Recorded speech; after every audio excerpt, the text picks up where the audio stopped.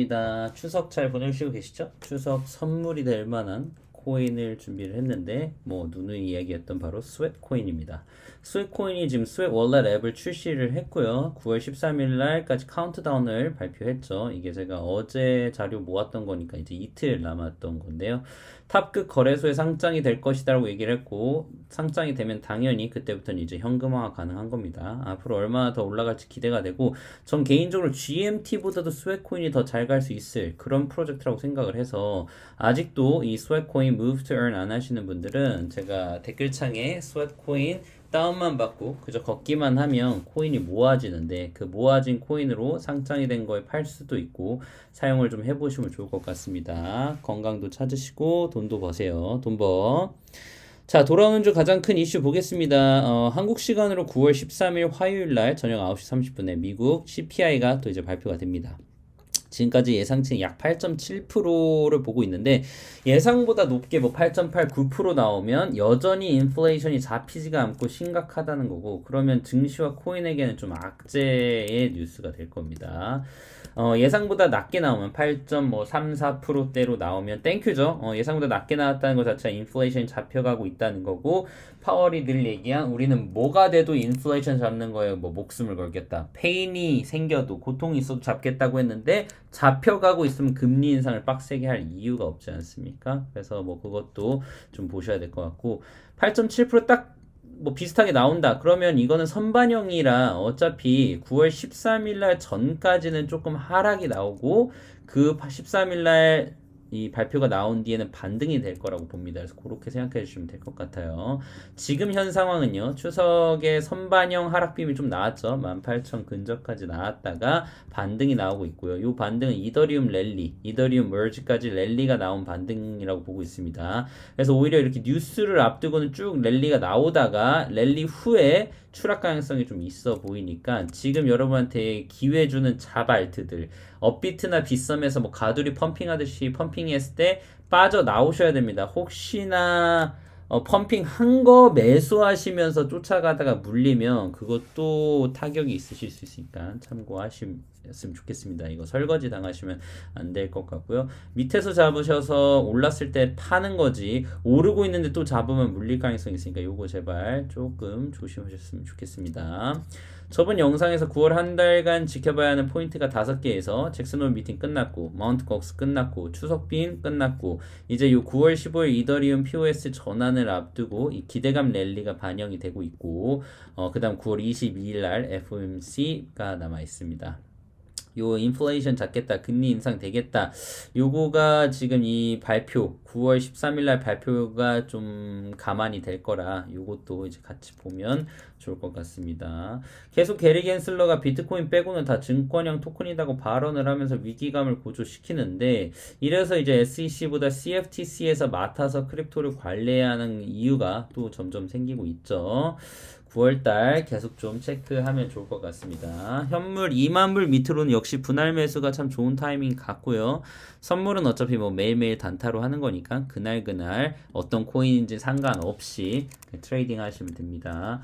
제가 계속 카톡창 열어드리고 있죠. 무료로 오픈을 해두었으니까 들어오셔서 도움이 되셨으면 좋겠습니다. 마티크, 이더리움 반등되면서 관련된 코인들 반등되고 있고, 통코인은 후흡이 상장돼서 지금 2불 가까이 반등이 쭉 나왔고, BGB 거래소 중에 지금 그 어떤 때보다도 좀 핫하고 있죠. 하락장에도 이 정도면 상승장 때 좀 기대가 되고요. INX 잘 모르는 거래소인데 이건 증권형 토큰, 이미 합법적으로 증권형 토큰을 받아 놓은 거래소입니다. 이것도 괜찮은 것 같아요.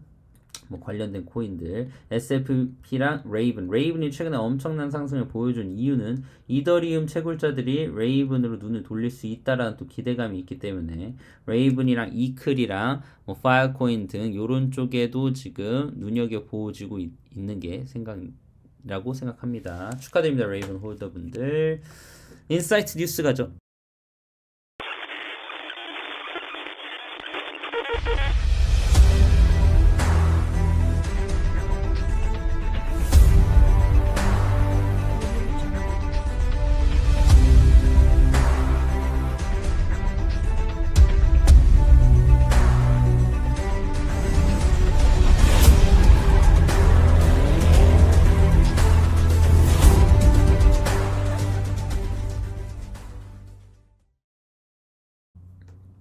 자, 리플 소송 힘먼 연설 공개 여부의 판결에 시간이 좀 더 걸릴 거라는 발표가 나왔거든요. 그래서 해당 소송의 승패를 가를 수도 있는 중요한 증거인 힘먼 연설 공개 여부 판결까지는 시간이 걸린다라는 이야기고, SEC가 또 항소할 가능성까지 있다. 이거를 이제 공개를 했을 때. 그래서 올해 안에 끝날 거가 좀 속도가 좀 더 뒤처질 수 있지 않나라는 건데요. 당시 SEC 임원이었던, 당시 SEC의 그룹이었던 힘머니, 비트코인과 이더리움은 유가증권이 아니다라고 언급한 내용이 포함됐습니다. 그러니까 무슨 말이냐면, 게리 겐슬러가 비트코인만 유가증권이 아니다라고 발표하고 있는데, 과거 SEC 임원이 직접 이더리움도 비트코인과 마찬가지로 유가증권이 아니다라고 말한 내용을 법정에서 쓰겠다. 그리고 이더리움 아니면 당연히 리플 또한 아닌 것 아니냐 라는 뉘앙스죠. 보이저 디지털이요 9월 13일날 자산 경매를 드디어 진행을 합니다. 챕터 11으로 파산을 신청했던 보이저 디지털이 이제 자기네들 바이어를 찾겠다라는 거고 9월 13일날 자산 경매가 됩니다. 처음에 보이저 디지털에서 9월 13일날 누가 인수하는지 보면 추후 다음 망한 다음 챕터 11 중인 뭐 셀시우스나 등 다른 곳도 충분히 비슷한 방식으로 해결될 가능성이 있습니다. 지켜보시죠. 누가 이거를 매입을 할지. JP 모건이나 모건 스탠리 같은 좀 전통 금융에서 매입을 할 수도 있을 거라고 저는 생각하고 있어요. 암호화폐 대출 플랫폼 넥소에서요. 암호화폐 현물과 선물 마진 거래 플랫폼을 출시를 했습니다. 넥소 프로라는 거를 신규 출시를 했는데 넥소가 많이 컸죠. 넥소, 블록파이, 셀시우스 제가 세 가지를 다 사용을 하는데 이번에 넥소가 혼자 살아남고 오히려 더 크게 성공을 했고 블록파이는 중간, 셀시우스가 하락을 보여줬습니다. 세 가지가 한 군데로 뭐 모일 수도 있고 누가 그걸 입찰하냐에 따라 다르겠지만 암호화폐는 이렇듯 다 좀 자산이든 투자를 세분화 혹은 다각화가 필수입니다. 한 군데에 몰빵하는 일은 없으셨으면 좋겠어요. 늘 이야기 드리지만 어떻게 될지 모르니까요. 이 넥소가 아니고 이게 블록파이어일 수도 있었고 이게 셀시우스일 수도 있었고 우리가 모르니까 저도 세 가지를 다 사용하는 입장에서 여러분들도 한 군데에 몰빵하진 않으셨으면 좋겠습니다. 거래소도 마찬가지입니다. 바이낸스, 빗겟, FTX, 업비트 여러 가지가 있죠. 인도 마하라트 슈트라주 부동산 데이터 관리에 블록체인 기술을 이제 도입을 한다라고 하네요. 인도에서 두 번째로 규모가 크거든요. 조그마한 데가 아니고 정말 큰 이 주가 부동산 관련돼서 여기서 블록파이 기술을 듣기로 하겠다. 블록파이 기술이 활용이 된다면 추후 NFT든 암호화폐를 이용한 NFT 혹은 암호화폐 이용한 결제까지 충분히 넘어가는 것이 가능하다. 그렇죠? 인도에서 이렇게 들어온다라는 거고요. 예전에 제가 설명했던 JG랑 잭 도어시가 비트코인 아카데미를 설립을 했잖아요. 12주 학습 과정을 수료한 학생들에게 $1,000를 오히려 에어드랍 줬습니다. 12주를 공부한 학생들한테 장학금처럼 이러한 일이 계속 이슈가 되고 많아졌으면 합니다. 고마워요 Jay-Z and Jack Dorsey. Shout out to Jay-Z. USDT와 USDC, 테더랑 서클의 시총 격차가 더 벌어졌죠. 158.7억 달러가 됐는데 지난 6월 초부터 7월 말까지는 100억 달러로 줄어들었다가 지금 다시 늘어났습니다. 그래서 테더 또한 여러분들이 걱정하는 것보다는 건강하고 없어지기 쉽지 않습니다. 뭐 서클도 마찬가지죠. USDC, USDT, 그 다음에 BUSD 믿을 수 있는 스테이블 코인이다 라고 생각을 합니다. 미국의 상원 의원이 SEC 암호화폐 법안 근거의 증권 여부 판단할 거. 신티아 루미스 우리 잘 알고 있는 우리 그 누님이시죠. 와이오밍 안 나왔지만 우리는 와이오밍이라는 걸 알 수 있죠. 워낙 많이 제가 인용을 해가지고 우리가 추진 중인 책임 있는 금융혁신법은 SEC에서 소비자를 보호할 수 있는 권한을 부여할 거고 비트코인 등 탈중앙화 디지털 자산 정부가 부풀릴 수 없는 가치 장소에 투자할 수 있는 방법을 제공한다. 은퇴자금 이용한 비트코인 투자 금지, 세금 보고 적용 범위에 암호화폐 채굴점 포함된 불필요한 규정을 불필요한 규정을 제거할 것. 그러니까 은퇴자금 이용해서 비트코인 투자할 수 있게끔 하고 채굴자도 포함, 세금 보고 이런 것들 불필요한 것들 제거해서 더 잘 할 수 있게끔 한다라는 거고요.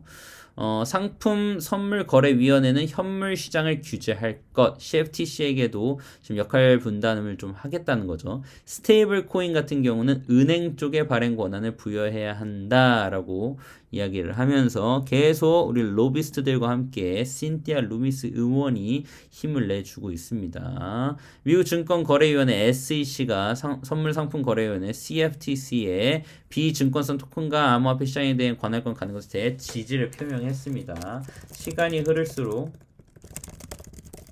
미국에서 먼저 가이드라인을 계속 그리고 있고 이는 결국엔 암호화폐 투자자들에게 호재입니다. 그려지기만 한다면요. FTX 설립자가 비트코인과 이더리움 및 포크 토큰은 증권 아닐 가능성이 매우 높다라고 샘 뱅크먼 프리드 우리 뽀글이 그분이 이제 이야기를 했죠. 그래서 이 위에 있는 내용이랑 비슷합니다. 이외 많은 토큰이 증권으로 간주될 것. 난 이것이 꽤 합리적이라고 생각한다. 소비자 보호, 사기 방지 업계에서 유동성이 위로 들어오면서 할 것이라고 얘기를 했는데 저는 그래서 개인적으로 코인마다 코인 색깔이 다르다는 건 늘 강조해서 말씀드리는 부분. 이게 뭐냐면 계속 이야기하지만 비트코인은 디지털 골드로서 역할, 이더리움은 블록체인 기술로서 역할. 그쵸? 그 다음 도지코인 같은 경우는 암호 화폐로서 역할.